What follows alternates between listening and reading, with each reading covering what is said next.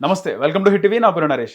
హైడ్రా రీసెంట్గా చూసుకుంటే గత వారం రోజులుగా హైడ్రా షేర్లింగంపల్లి, అలాగే జూబ్లీ హిల్స్, మేడ్చల్ జిల్లాకు సంబంధించినటువంటి ఫిర్యాదిగూడలో, అలాగే సైదాబాద్లో, ఇలా అనేక ప్రాంతాల్లో హైడ్రాకు సంబంధించి ఏవైతే కూల్చివేతలు, ఈ చెరువులను కాపాడుతున్న తీరుని స్థానిక ప్రజలందరూ కూడా హర్షిస్తున్నారు. హైడ్రా నిజంగా హైడ్రా కమిషనర్ ఎవరైతే ఉన్నారో రంగనాథ్, ఆయన చిత్రపటానికి పాలాభిషేకం చేస్తున్నారు. హైడ్రా పనితీరు నిజంగా పాజిటివ్గానే ఉందా? జనాలు నిజంగా ఆ విధంగా రెస్పాండ్ అవుతున్నారంటే ట్విట్టర్లో మనం చూడొచ్చు, సోషల్ మీడియాలో ప్రజలైతే హైడ్రా చేస్తున్న పనితీరుకి వాళ్ళు సానుకూలంగా స్పందిస్తున్నారు. వాళ్ళు చాలా హ్యాపీగా ఉన్నట్టే కనిపిస్తుంది. మాట్లాడదాం. మనతో పాటు ప్రముఖ రాజకీయ విశ్లేషకులు కేఎస్ ప్రసాద్ గారు ఉన్నారు. సార్ నమస్తే. నమస్తే అండి. సార్, హైడ్రా రీసెంట్గా చూసుకుంటే హైడ్రా గత వారం 10 రోజులుగా చేస్తున్న ఏవైతే ఈ కుమ్మరికుంట, షేర్లింగంపల్లిలో కుమ్మరికుంట, దాని చుట్టూ ఫెన్సింగ్ అని, కొన్ని ప్రభుత్వ స్థలాలు, ఫిర్యాదిగూడలు, అక్కడ శ్మశాన వాటికలో అక్రమ కట్టడాలను కూల్చివేత, ఇవన్నీ అక్కడక్కడ స్థానిక ప్రజలు వాళ్ళందరూ కూడా హర్షిస్తున్నారు. హైడ్రా పనితీరు ఏ విధంగా ఉందంటారు, మీరు చెప్పండి. ఇనీషియల్ హికప్స్ని ఓవర్కమ్ చేసుకుని ఇప్పుడు దాని విధి విధానాలు ఎప్పుడైతే తెరకనం అవుతాయో, హైడ్రా ద ప్రైమరీ మోటో ఏంటంటే చెరువుల పరిరక్షణ, తర్వాత చెరువులను ఆనుకున్న అక్రమ కట్టడాలను తొలగించే కార్యక్రమాలు. ఇప్పుడు నేను గతంలో కూడా చాలాసార్లు చెప్పాను, ఇప్పుడు దీనికి ఒక విధానపరమైన నిర్ణయం ఉన్నప్పుడు పనిచేయడం సులువు అవుతుంది. ఇప్పుడు విధానపరమైన నిర్ణయం గౌరవ న్యాయస్థానం డైరెక్షన్స్లో పర్ఫెక్ట్ ఈక్వేషన్స్ వచ్చిన తర్వాత రంగనాథ్ గారు చేస్తున్న పనితీరు అద్భుతంగానే కనబడుతుంది. అందుకే ప్రజల యొక్క మన్ననలు పొందగలుగుతున్నారు.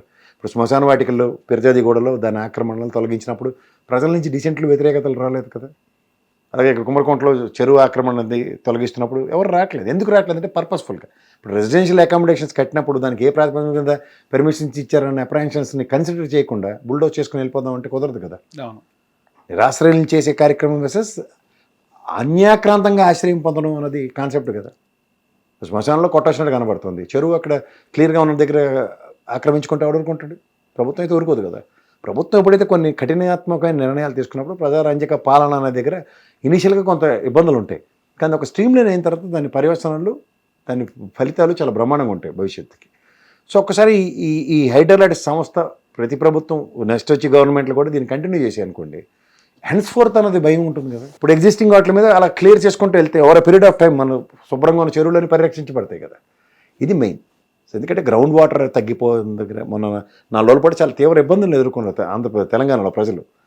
ఈ పరిస్థితులు పునరావృతం కాకుండా ఉంటాయి కదా. ఇప్పుడు mission Bhagiratha, mission Kakatiya primary motto కూడా అప్పుడు అదే కదా. గత ప్రభుత్వంలో ఎప్పుడైతే చెరువులు పరిరక్షించబడ్డాయి, గ్రౌండ్ లెవెల్ వాటర్స్ ఇంక్రీజ్ అయ్యాయి. అయినప్పుడు మనం ఎప్పుడైనా తీవ్రత చూసామా? తెలంగాణ రాష్ట్రం ఏర్పడింది ఏ నీళ్లు నిధులు నియామకాల కోసం రాష్ట్రం ఏర్పడిందో, నీళ్ళ కోసం గతంలో ఉన్న ఎద్దడి పోయింది కదా. ఇప్పుడు నల్గొండ ఫ్లోరసిన్ బాధితులు ఇలాంటి వాళ్ళందరికీ కృష్ణా గోదావరి నదీ జలాలు తరలించి సుజలా సుఫలా పథకం, రాజీవ్ గాంధీ సుజలా సుఫలంలో ఇంటింటికి వాటర్ ఇచ్చేవారు. ఆ రోజు నుంచి వాళ్ళ మున్సిపల్ వాటర్ డైరెక్ట్గా వచ్చే కార్యక్రమం చెప్తున్నప్పుడు గ్రౌండ్ వాటర్తో డ్యామేజ్ జరగకుండా చూసే concept over period of time chlorine బాధితులు పూర్తి శాశ్వత పరిష్కారాలు కనబడ్డాయి కదా. దీనికోసమే ఏ ప్రభుత్వం అయినా తీసుకునే విప్లవాత్మకమైన నిర్ణయాలు ఉంటాయి కొన్ని. సరే, ఈ పైప్ లైన్ వేసి 4 ఊర్లకు వెళ్ళాలన్నప్పుడు 10 ఎకరాల పొలం పోవచ్చు, లేకపోతే 4 ఇళ్ళు పోవచ్చు. ఆ ఇల్లు పోయి 10 ఎకరాల భూమి నష్టం అయిందనే మాటకి ఆ 4 గ్రామాల ప్రజలు ఒక నీళ్ళు తాగుతుండ్రో, అక్కడ సస్యశ్యామలు అవుతున్నాయి పంటలు అంటే దానికి కొన్ని సాక్రిఫైసెస్ మీద ఉంటాయి. ఇప్పుడు నాగార్జున సాగర్ ఉంది, అలాగే మనకి ఆంధ్రప్రదేశ్లో కట్టిన కృష్ణానది మీద కట్టిన ప్రకాశం ఎన్ని వేల ఎకరాలు ప్రజలు త్యాగాలు చేస్తే అలాంటివి ఏర్పడతాయి. భూమి నిర్వసితుల చట్టం ప్రకారం వాళ్ళకి ఇంకా కొంతమందికి కాంపన్సేషన్స్ రాలే. కానీ ఆ త్యాగాలు వాటి యొక్క ఔన్నత్యాన్ని మనం గ్రహించగలగాలి. ఒక జాతి నిలబెట్టారు కదా వాళ్ళు. అదే నాగార్జున సాగర్, ప్రకాశం బ్యారేజీలు లేకపోతే ఎక్కడ ఉంటాయి వాటర్? సో ఇలాంటివన్నీ మనం ప్రజలకు దృష్టిలో ఉన్నప్పుడు ఈ హైడ్రా లాంటి సంస్థలు వాళ్ళ యొక్క పనితీరు ఇనీషియల్ హికప్స్ ఉన్నాయి, దాన్ని ఓవర్కమ్ చేసి వాళ్ళు మంచి ఫలితాలు రాబడుతూ మంచి పనులు చేస్తున్నప్పుడు ఖచ్చితంగా మెచ్చుకోవాలి. ప్రతి ప్రభుత్వ నిర్ణయం తప్పుని మాట్లాడడానికి మనం ఏమైనా తపేలశాలను పెట్టుకుని కూర్చోలేదు కదా. అది ఒరిజినల్ వ్యంజంటాన్ని తీర్చుకునే కార్యక్రమం కాదు కదా. వాళ్ళు ప్రభుత్వ పనితీరు కొన్ని విషయాల్లో బాగా ఉండొచ్చు, కొన్ని విషయాల్లో బాగోలేకపోవచ్చు. కానీ బాగున్న విషయాన్ని, బాగోలేని విషయాన్ని రెండింటిని ఏకతాటి మీద కట్టడం అయితే నేత కుదరదు. బాగుందని చెప్పాలి. ఓకే. సో మొత్తానికి హైడ్రా వల్ల స్టార్టింగ్లో ప్రభుత్వానికి చెడ్డ పేరు వచ్చినా కూడా ఇప్పుడు మంచి పేరు వచ్చే అవకాశం ఉందంటారా సార్? డౌన్ ద లైన్ ఇప్పుడు ఫోకస్డ్ మోర్ ఆన్ ఈ చెరువులు, దాని పరిరక్షణ, లేదంటే చెరువులు కట్టేసిన దగ్గర ఆల్టర్నేటివ్గా ప్రభుత్వ పరంగానే ఒక ల్యాండ్ ఇచ్చి దీన్ని చెరువు కింద డెవలప్ చేయండి అని చెప్పి ఎవడైతే బిల్డింగ్లు కట్టారో వాళ్ళకి పనిష్మెంట్ క్లాసులు ఇలాంటివన్నీ పర్పస్ఫుల్గా చేస్తే మాత్రం. కానీ మనం చూస్తే కనుక సొసైటీలో హై ప్రొఫైల్ వాళ్ళు, ఇన్ఫ్లుయెన్స్ ఉన్న పొలిటీషియన్స్, బిజినెస్ మ్యాన్స్ చాలా వరకు ఈ ల్యాండ్ గ్రాబింగ్కి పాల్పడ్డారని చెప్పి అర్థమవుతుంది సార్. Open factor.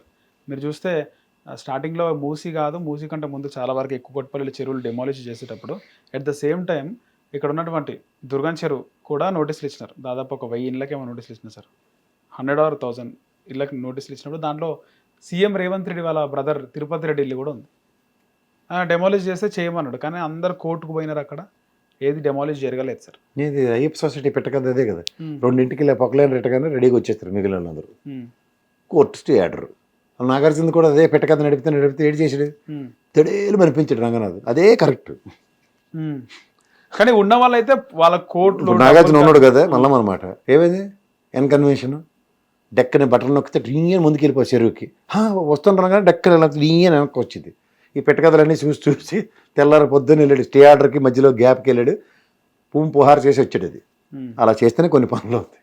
సో మొత్తానికి హైడ్రా ఈ మధ్య హైడ్రా పర్పస్ఫుల్గా చేస్తే బాగుంటుందండి. ఇప్పుడు మీరు అన్నట్టు తిరుపతి రెడ్డి ఇల్లు లేదంటే పెద్దవాళ్ళవి చిన్న వాళ్ళవి అవి కూడా చేస్తే ఎలా ఉంటుండే సార్? కరెక్ట్గా ఉంటుంది. దుర్గం చెరువు నేను ఉన్నప్పుడు, నేను పుట్టిన కాడి నుంచి దుర్గం చెరువు ఎలాగుందో తెలుసు. అలాగే కోటపల్లి ముందు ఉంటుంది ఐపీఎల్ చెరువు, అది ఎలాగుండేది. ఇప్పుడు ఎంత ఉంది, కుచించిపోయి ఎక్స్పాన్షన్. ఏది చిన్న చెత్తగా కొట్లెట్టుకోవడానికి పెద్ద ఎక్స్పాన్షన్ చేశారు దాన్ని.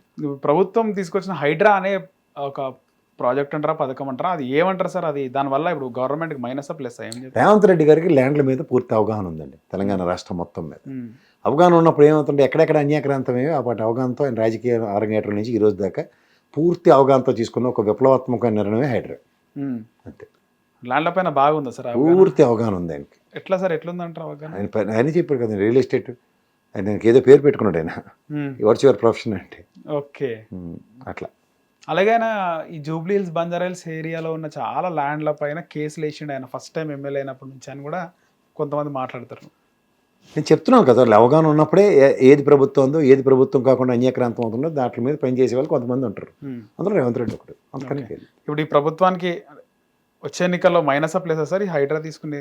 మైనస్ హైడ్రా వల్ల సార్ ఇంకా 3 ఏళ్ళ తర్వాత ఉన్న ఎలక్షన్స్. ఈ ప్రభుత్వ పని ప్రజల్లో గ్రౌండ్ ఏ ఎస్టేట్ బాగుంది చెప్తే రియల్ ఎస్టేట్ బాగుందో లేదో చెప్పొచ్చు. రియల్ ఎస్టేట్ అస్సలు బాగలేదు, దానివల్ల మనీ సర్క్యులేషన్లో లేదు మార్కెట్లో అని ప్రతి ఒక్క మీకు ఎప్పుడైతే సరే గుర్తుంచుకోండి సార్, సంక్షేమ పథకాలు అందినప్పుడు చిన్న చితకా ప్రజలు బతుకుతారు. చిన్న చితకా ప్రజలు బతుకుతున్నారంటే క్యాష్ రొటేషన్ జరుగుతుంది. క్యాష్ రొటేషన్ జరిగినప్పుడు ఏమవుతుంది, ఇప్పుడు మీరు ఒక చిన్న కంపెనీ చిన్న కొట్టెట్టుకుంటారు, 10 రూపాయలు వస్తాయి. ఏం చేస్తారు మీరు? కొడుకు స్కూటర్ కొంటారు, లేదంటే కూతురు టీవీఎస్ 50 కొంటారు, లేదంటే ఇంకా మీకు మనీ సర్క్యులేషన్ తెలంగాణలో లేదు, ఎక్కడ దేశం మొత్తం మీద లేదు. గణనీయంగా ఏ రంగం ముందుకు వెళ్ళలేకపోతుంది, నానా తెప్పలు పడుతుంది. హిట్ టీవీ యాప్, ఇందులో short news, live news, entertainment shows, movies, digital magazines తో పాటు మీ జిల్లా వార్తలను కూడా ఫ్రీగా చూడొచ్చు.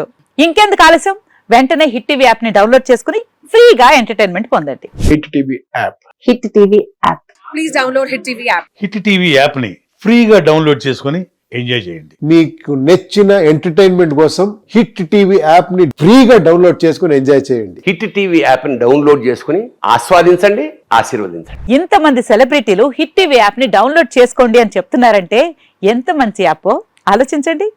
అమెరికా అమెరికా అమెరికా అమెరికాలో చదవాలనుకునే వాళ్ళకి విశ్వసనీయమైన పేరు మన శౌర్య కన్సల్టెన్సీ. UK లో 1 year masters, UK లో 1 year masters, 2 years work permit up to 5 years visa. Contact Saurya Consultancy. Contact 89851 89851.